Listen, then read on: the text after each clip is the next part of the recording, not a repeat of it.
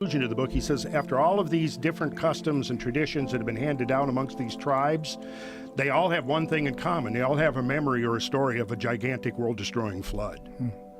And this has included tribes down into Central America that he visited. I believe the Americas are the repository, the Native American peoples who have been subjected to so much destruction over the years.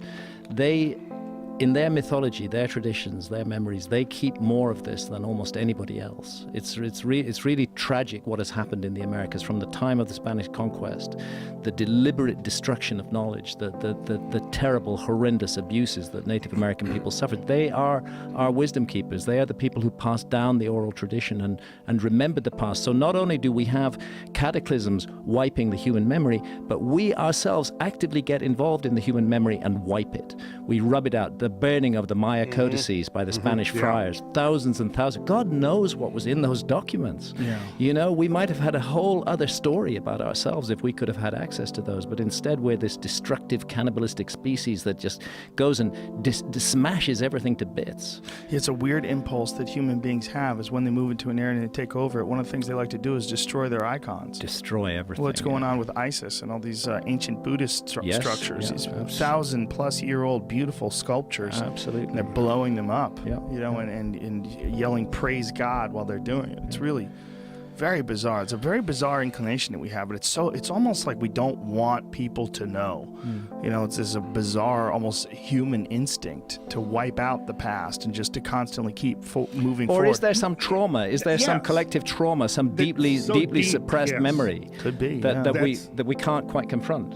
That's exactly the thought I had, because I think that's the one of those areas where Velikovsky finally really nailed it, was mankind in amnesia. That somehow we carry the trauma, because once you begin to get a handle and you get to get the picture of these events as they occurred and did occur and would have been experienced by our ancestors, you've got to understand, what would it be like to see your entire world completely obliterated, starting over again from basically a barren mud field? You know, that's essentially what these people were faced with. If they lived at all, and so few obviously probably they did, because here we are. But, you know, again, the evidence is emerging of major cultural collapse. If you had a guess, what percentage of the population of human beings, just as obviously just a guess, but how many do you think were wiped out? Half of them? 3/4 of them? I don't think that would be unrealistic. No. It doesn't seem like it would be. And if it was that number, and those people, that's enough for people to survive. And if it was that number, boy, what a strange, fucking mythical past they would have. The other thing to bear in mind is, in the world today, our world, we have an advanced civilization. America, you know, Germany, the industrialized technological countries. And we have coexisting with them in South America, in the Namibian desert, we have hunter-gatherers. So the notion that hunter-gatherers and an advanced civilization might coexist in the same epoch of history should not be strange to us, because we're doing that today.